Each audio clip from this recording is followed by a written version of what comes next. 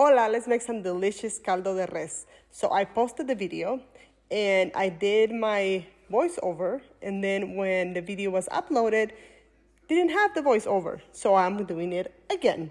This is the caldo de res that I made last week that I shared with you guys that I was gonna share the recipe. So I'm using chamorro, I'm using some oxtails, and I'm also using hueso blanco. And this is just the bones that have the bone marrow. The bone marrow is delicious in this caldito de res. For the caldo de res, we're also gonna need veggies, and any kind of veggies that you like, you can put in here, and I'll show you what I did use. But I put the meat to boil with garlic and a piece of onion. Then once it comes to a boil like it does here, I'm gonna add green onions and some tomatoes. And this is just for flavor. I want the broth to have a lot of flavor. I'm gonna add, also you can add a little bit of chicken bouillon or tomato bouillon if you don't have the green onions and the tomatoes. But the green onions gives it such good flavor. We're gonna take all the extra fat out. We don't want our caldo to be all greasy and stuff. So make sure that you're taking all this out, and then you can toss it. Once the meat starts like getting soft, then we're gonna start adding our veggies.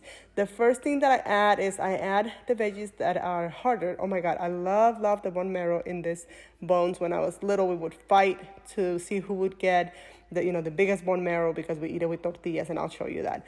But I have yellow zucchini, green zucchini, I have cabbage, corn, I have red potatoes and carrots, and I'm adding the red potatoes and the carrots first because those are the ones that take a little longer to cook. While those are cooking, I'm gonna start my rice, and I'm making Mexican rice. So this is really easy to make. Some butter, rice. I rinse my rice really well, then I strain it, and then I cook it with a little bit of butter. You can cook it with oil as well. I'm gonna make the sauce for the rice with just a couple of tomatoes, a piece of onion, chicken bouillon, tomato bouillon as well. And then I'm gonna mix it. And this was probably about 2 cups of sauce.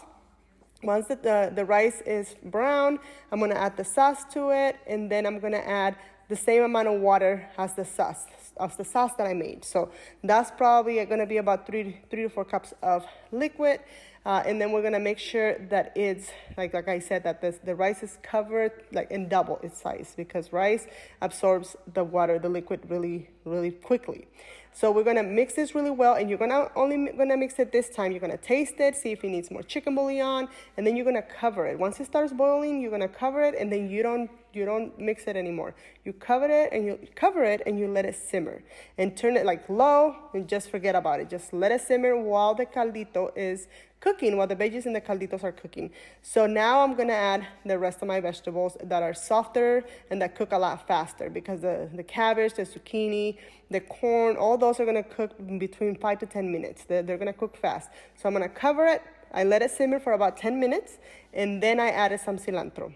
I love cilantro in caldo de res. It gives it such good flavor. So I run outside, pick some cilantro from my garden, put some cilantro in there, and then just wait it. At this point, the rice is also ready. And so it's delicious. The kitchen smells so good. It's just this food, this caldito is so good, whether when it's raining or when somebody's sick. My grandma used to make it for us when we were sick.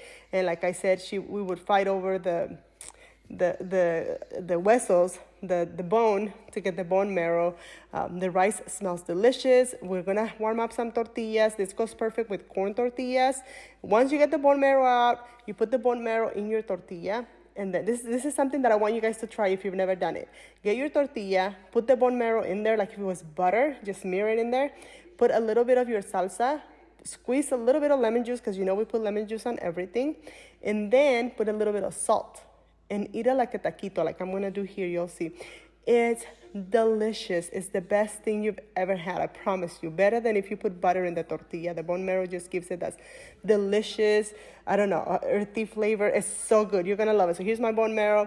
Then I'm gonna spread it, like I said, like butter. Put some salsa. I put a little bit of lemon juice, some salt, and just eat it like a taquito with your caldo. Try it. Enjoy. Bye.